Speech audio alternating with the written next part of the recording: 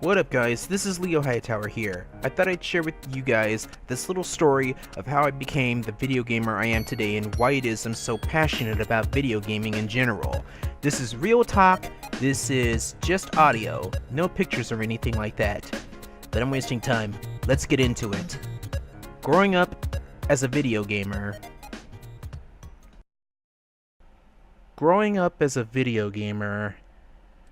Well, for someone like me, growing up like the way I did back in the late 80s and then the 90s, it wasn't really easy, mainly because I grew up with ADD, attention deficit disorder, and ADHD, attention deficit hyperactivity disorder. I was a pretty hyperactive kid back then, and my attention span probably wasn't the best thing around. I didn't always have the best things in life like fancy clothes or toys, but then again, maybe I did thanks to my aunt, and I never saw much of the world until I got older, and my family on my mom's side went to Galveston Island on the 4th of July for vacations on many occasions back in like later 2000s. And to be truthful, I never really had that many friends that either lived close to me or lived around the area where I lived in, and I never really left my mom's house very much due to not experimenting with many things in life or talking much when I started school. Heck, if anything else, I talked more like a cartoon character for some reason because I was addicted to TV. Fox Kids, Kids WB and all that, ABC Saturday mornings, or just watching regular TV shows in general. When I wasn't going to school or anything like that growing up, I would often find myself watching TV or playing with Lego blocks, or Duplo Lego blocks, the big versions, a lot, just to keep myself entertained or stay out of trouble as a little kid. Heck, I'd even go outside and use sticks and play with them and pretend I was a Ninja Turtle for that matter. My mom was usually either too busy to deal with me, and I didn't know where my dad was around that time because he was living in another state and he ended up starting a family on his own. So it was usually just me, my sisters, and my mom on occasion. If it wasn't the many little toys I played with back then, like Hungry Hungry Hippos, or My Pal 2, or this one Sesame Street toy I can't even remember, the one thing that I would always do was watch TV. That kept me entertained and controlled. But the one specific thing that always kept me controlled was video games. Now, most of us, or maybe even all of us, especially those watching this video, in one point in our lives must have played a video game in some form or another, whether it was through an arcade machine like in a pizza parlor, or in a local arcade in a shopping center, or in a grocery store like in the mall, or maybe through the most common source of gaming to this day, a video game console, like a regular Nintendo NES system. And for many, like myself, it was a healthier addiction than going out and doing something stupid like smoking cigarettes or getting into fights or acting like a thug and doing stupid things or committing bad habits. Trust me, back then growing up for me, yeah, it was pretty rough. People smoking and doing drugs and all that stuff. This was a healthier addiction than doing cigarettes. I'm quoting Mega Ran, by the way, from his Forever Famicom album Dream Master. My first game was probably like many others on the Nintendo Entertainment System, and that was Super Mario Bros. And Duck Hunt, although I could be wrong because I know my mom probably at some point back then had one of those old Atari game systems, and I think it was an Atari 2600, maybe. But for me, officially growing up, it was Super Mario Bros. And Duck Hunt on the regular Nintendo that I played, and I spent hours upon hours, or maybe even a day, just playing on the NES and being pulled into the wonderful wonderment of entertainment, playing as Mario or being player 2 and playing as Luigi. Just simply putting the NES cartridge into the system and turning the power on was something amazing. I'm like, ooh, what am I gonna get into this time when I play this game? Of course, we had to deal with the occasional glitch gremlin that made the system mess up, making it impossible to play the cartridge because it either needed cleaning or the system needed cleaning, but that never stopped me from trying to play one of the many video games we had. I want to thank my brother Kelvin, and of course my sister Cassandra, and of course my sister Alicia for playing games like this when I was much younger. I remember lots of times when I would just sit there in front of the TV and watch my older siblings play the video games. I would be mesmerized by what I saw, and sometimes I'd ask them to read to me. That's mostly how I guess I got started learning how to read. Watching them play games, or maybe talking about what they're doing in the game. Watching my brother play Golden Axe or the first Sonic the Hedgehog, which I later got addicted to, or watching my sister play Final Fantasy and just being mesmerized by what I was looking at. When I tried to play them in later games like Street Fighter 2 or Tetris or games like Killer Instinct, I never came close to beating them or even memorizing the moves. Heck, not even in Mortal Kombat when I learned how to play as Scorpion, and Scorpion and Liu Kang were probably the only characters I could play as, but I had fun and I developed a passion for gaming at that point. It was something interesting. As time went by in the 90s, I found a new love for many systems that would come in the later years, like Super Nintendo and Sega Genesis. I do not know which I loved more, the Super Nintendo or the Sega Genesis. I both loved them equally, so I wasn't part of the whole entire Genesis does what Nintendo don't little cliche, because I loved both systems equally. There were some games on Sega Genesis I liked, and there were some games on Super Nintendo that I liked more. But overall, mind you, the games were either my sister's or my brother's, but I didn't care, especially when I got a little older, a little bit more wiser, and I learned how to do the mechanics and learned the controls of various games. The first game on the Super Nintendo I played with my sister or my other sister Alicia was Super Mario World, and amazingly, I was drawn into it quickly, because back then, I think in the early 90s when my sister got the Super Nintendo, I was so fixated on it, very fixated on it, and I loved spending time playing with my sisters, and it was almost like I was waiting for it my whole little life. I loved spending the night at my aunt's house during the weekend and playing the video games we had on the mini systems we had, and spending time with my sisters playing Super Mario World was something amazing until we beat it. At first, after beating a game, I never really thought much about it. Sadly, as time went on, I had no one to really share the love with playing a video game besides my brother, my sisters on occasion, or later on my cousins. But that didn't faze me. My sister and I would play games like Joe and Mac, The Cavemen, Street Fighter 2, Super Mario World. I'd watch her play Final Fantasy 2, aka Final Fantasy 4, and Final Fantasy 3, aka Final Fantasy 6. Or we'd play Mortal Kombat whenever we borrowed it from my brother, and those were great times back then. And I thank my sister Cassandra because she's the one who mainly got me into gaming next to my brother, alongside my sister Alicia. But it was just fun back then growing up in the 90s, especially watching Fox Kids in the afternoon time or on weekends or ABC Saturday mornings. Those are some of the best moments in my life.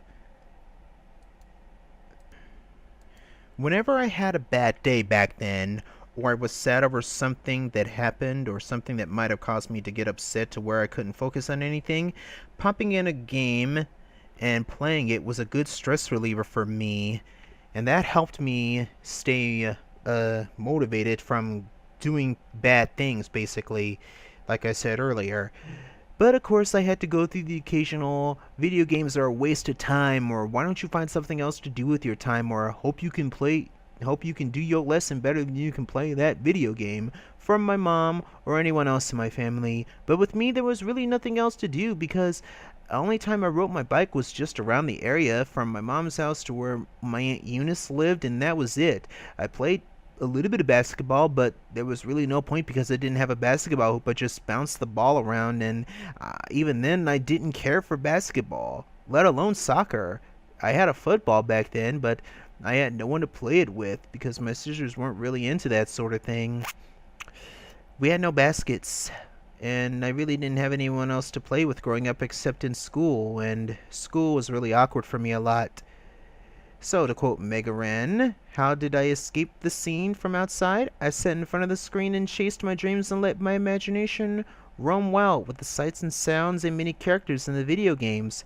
Characters like Mario, Sonic the Hedgehog, Cecil from Final Fantasy, Joe and Mac the Cavemen, Samus from Metroid, or Final Fantasy in this case with Terra, Edgar, Sabine, and Locke, or many other games that would come later on throughout my life. One game I know I had the most fun but helped playing through getting over stress a lot was either Mario Paint, where I could paint with paint on the SNES mouse pad and everything, or it was playing Sonic the Hedgehog 3, or Sonic 2 back then. And then later on, when it was my birthday, I got Sonic and Knuckles, so I could latch on Sonic 3 and continue playing the game.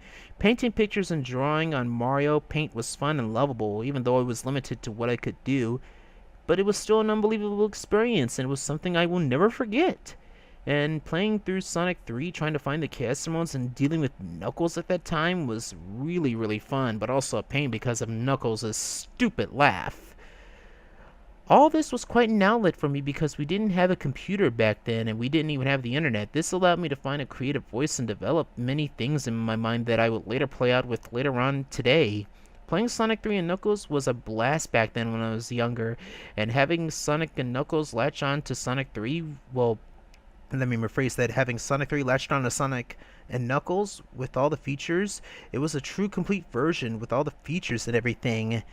I remember playing through stages like Marble Zone or Marble Garden, and then after that Carnival Night, and just seeing all the beautiful bright colors and listening to the music. You have no idea, as a kid growing up, it was beautiful.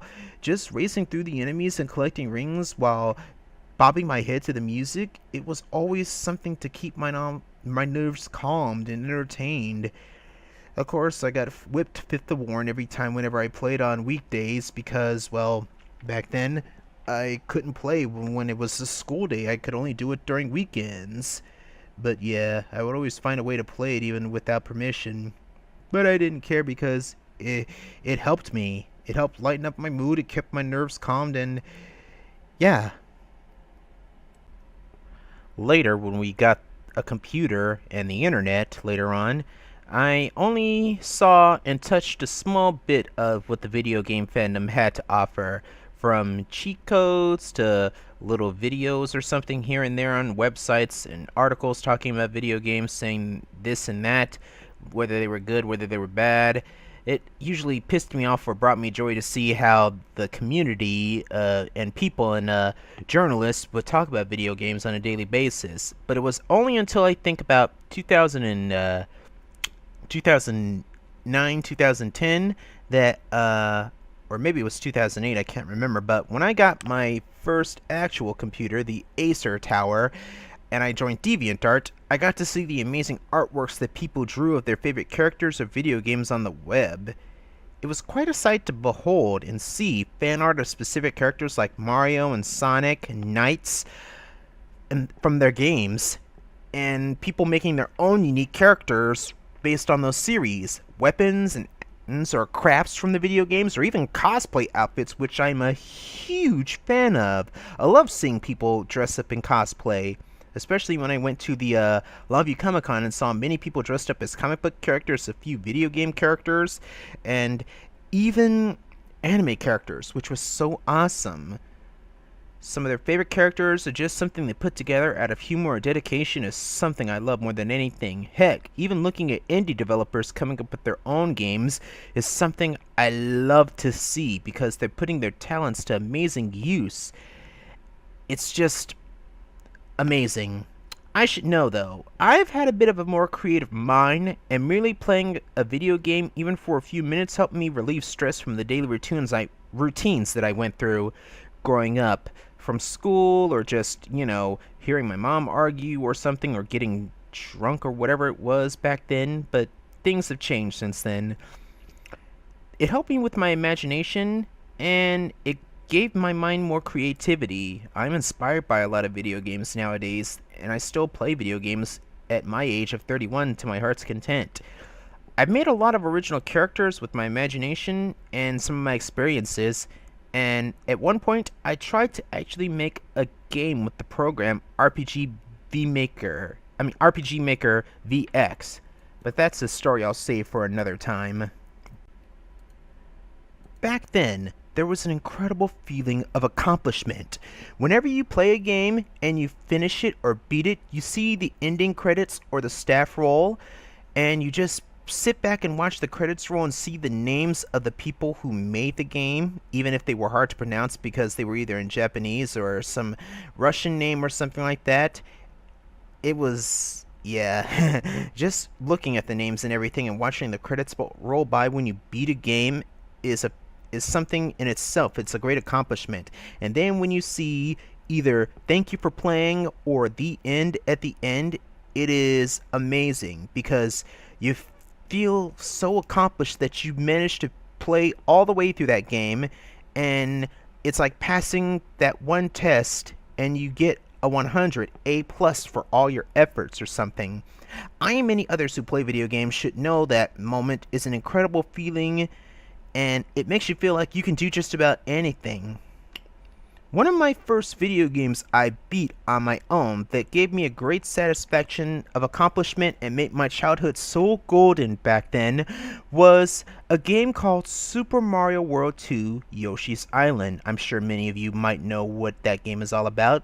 The Yoshi is helping baby Mario rescue his brother and get back home. I made it far into that game back then, and much like a kid was, I was stumped trying to fight the naval piranha plant for the longest until I finally figured out the solution and beat it. My heart was beating super fast when I made it all the way to the final castle on the final world, World 6. I remember reaching the final castle and making it all the way to Bowser. When you step through that big door, he pretty much flattens Kamek with a ground pound, and then you have to ground pound him to get him off of Yoshi or keep him from landing on Yoshi. When Kamek uses magic and then Bowser grew into that large form, I was in for something I did not quite expect. When I saw Bowser emerge from the background as a giant version of himself, that's when I knew shit got real. It was time to throw down, and he was steadily walking toward me in the distance. I had to throw giant eggs at him in the background in order to defeat him. I had to adapt to having to throw the eggs into the background like it was prior to the game, where you could throw the eggs at a certain arc.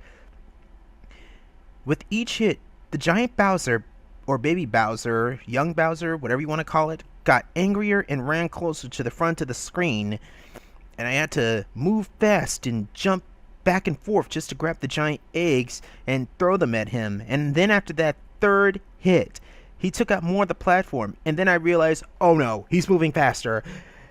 I had to move fast so he didn't rampage into the screen fully and destroy the platform I was on, because I knew that was what's going to happen if I let him get closer. Then when I landed that final blow to him, throwing that last egg, I had realized I had beaten the game all by myself, and I jumped up for joy because it was so amazing. I had finally made it to the final boss, and I had done it all the way without any help or anything. I jumped for joy like crazy. My aunt was sitting there peeling onions one day when I was little, and she saw the whole thing. I was jumping up, shouting at the top of my lungs, I did it! I did it! Yes! Yes! I beat the game! I did it! Yes! Yes! Then, of course, I put the controller down and I just flopped back down onto the ground going, whoo! I almost actually started crying because it felt so good. Back then, when I played games with my sister, when we played Super Mario World or Joe and Mac, yeah, we beat the game and everything, but I didn't feel the same satisfaction or commitment when we beat the game and everything. And even then, we found quick ways to beat the game, and that was something else. But that was an accomplishment in itself when I beat the giant baby Bowser in Super Mario World 2 Yoshi's Island. And it was an amazing feeling of joy, satisfaction, anger, sadness, and it was just something else. Nowadays, we never seem to get that same feeling or fantastic feeling of satisfaction, which is sad because many people will be spoiled by the games, or they'll just play it and they'll be like, yay, I did it, I beat the game, good stuff. The passion for gaming is not half there half the time anymore. No one just cares anymore, or they just see these games as some silly pastime that's not worth their time. I wish I knew why exactly, because when it comes to me and video gaming, I'm passionate about it. I'll put down many hours to sit down and play a video game, and when I land that final blow against that final boss, or I finally made it to the end of that one puzzle in that one puzzle game, and I beat the game, I get an amazing satisfaction of joy and excitement knowing that, yeah, I did it, baby, yeah. Games like Freedom Planet, a game like Xenosaga, or Final Fantasy for that matter, Sonic the Hedgehog, Sonic 1, 2, and 3, and Knuckles, Sonic and Knuckles. Just playing through games like Sonic Adventure, or playing through ATV Off-Road Fury, which I guess has a bit of an ending in a way, but I can't remember. But anyway, now that I'm older and wiser, and I have a much stronger mindset than I was back then in my late 20s, that accomplishment of landing the final blow on a boss in a game or completing the final puzzle in a video game is still so good to this day. It is just unbelievable. And people really need to get with that because, hey, you did it. You did the impossible. You beat the game. And that is something worth remembering, especially if you are a little kid who grew up in the 90s.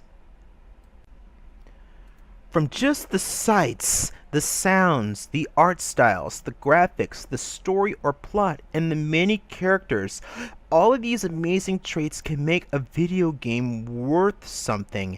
And besides being a form of entertainment, they become an interactive form of art that is oh so lovely to look and feel when you play them.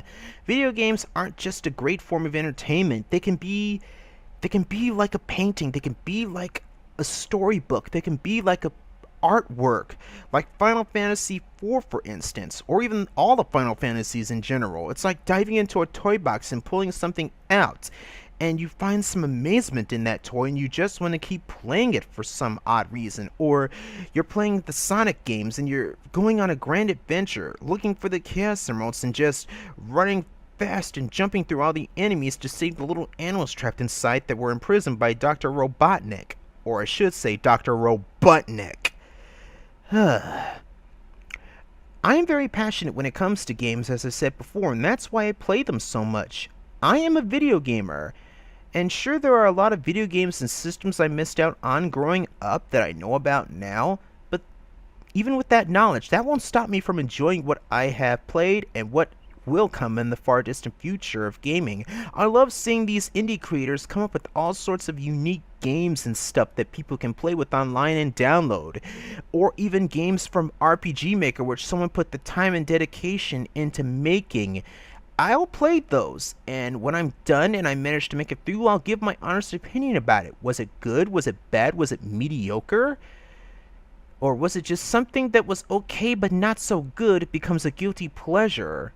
I've been through those emotions a lot growing up whenever I played video games, even watching my siblings still play video games. Sometimes I wonder what my life and my mind would have been like if I had never picked up an NES or Atari controller back then, and I had played Super Mario Bros. / Duck Hunt back then. It gives me the creeps just thinking about it. From early childhood now to my age at 31, I think I'll probably stay a video gamer until the day I die. But if the video game industry should go into a crash, or crash into a hole from which there is no point of returning, or even if my favorite video game franchise was to suddenly die a terrible death because of mediocrity and plagiarism or something like that, I'd probably say my days as a video gamer probably would have been over, sadly. Like my love for Sonic the Hedgehog, Sonic has unfortunately become the subject of mediocrity and criticism and slandering nowadays. It's really sad. And we never see some of those old video game mascots come back sometimes, but nowadays We're seeing Crash Bandicoot come back. We're seeing Sonic come back with the release of Mania, and for that matter, Sonic Mania Plus for that matter. Mario having Super Mario Odyssey, and Crash Bandicoot coming back with the Insane Trilogy. Even Spyro the Dragon is making a comeback in the Spyro the Dragon trilogy. And that's something amazing. I just hope companies like Nintendo or Platinum Games or even Namco, who's now Namco Bandai, or many others probably won't go the way of how Konami or many others have gone. Capcom finally dug itself out of a rut this E3 with the inclusion of Devil May Cry 5 and a few other game titles. But if that should happen where they go the ways of Konami or how Capcom was doing back then, if that happens, many gamers could end up leaving the video game world altogether.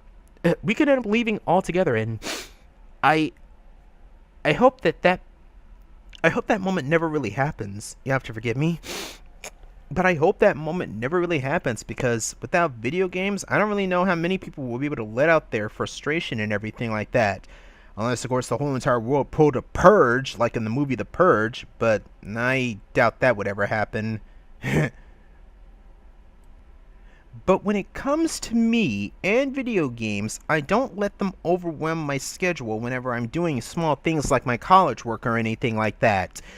If the time should be needed, I will stop playing them for a while and I'll take a break. I'll come back to them at another time and another place. But sometimes I realize I take a long time from them, and then I realize, oh crap, where did I leave off on this game? And then I realized, oh man, I don't remember where I am or anything. I'm going to have to look up a guide or something. And that's the one thing that is my one pet peeve. Getting back to a game after a couple of weeks or even a month or even a year and then realizing, oh crap, where did I leave off of? That's just one of my pet peeve about a video game, basically. Besides the fandom of certain games, where many fans will complain about one tiny little thing and it's not really that big of a deal. They don't know what they want, and that's sad, because nowadays people are just as toxic when it comes to fandoms like Sonic, Mario, My Little Pony, and it's just really sad to see them say such terrible things and like, we didn't get this, I'm never gonna play this game again, or something like that. It's just really sad.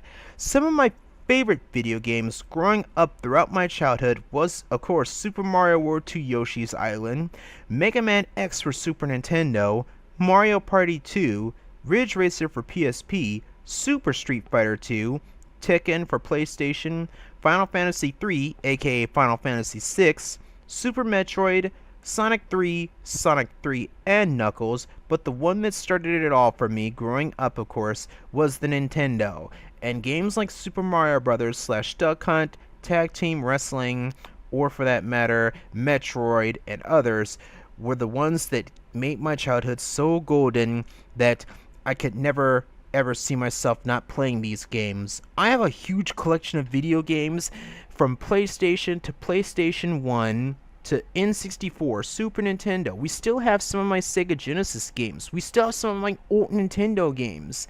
N64, Nintendo GameCube, Game Boy and Game Boy Advance, even PlayStation 3 games I could not part with when my brother and me's old PlayStation 3 ended up dying, which is crazy.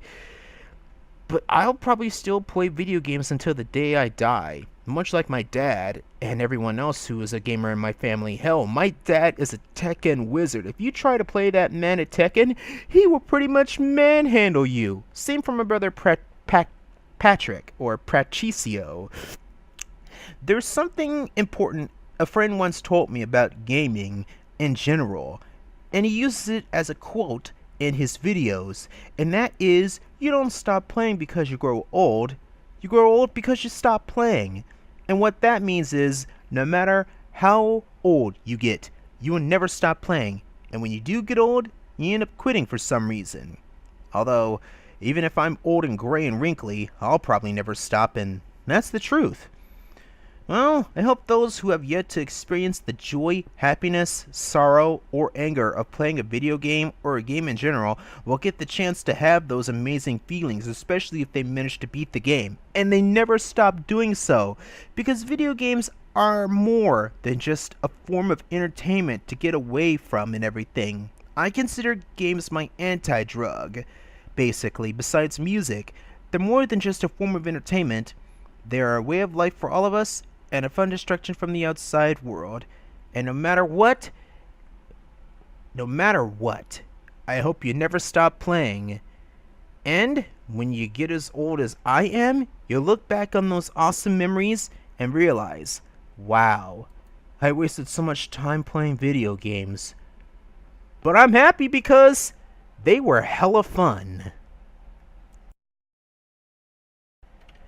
What's up? My name is Leon Hightower. I'm also known as Leo Hightower here on YouTube, and I hope you guys have enjoyed listening to this video of me talking about how it is I grew up into a video gamer. Thank you guys so much for watching, and if you guys want to hear more videos like this, or hear about me talking about many things I grew up on, or just vlogging in general, then leave a like and a comment in the comment section below.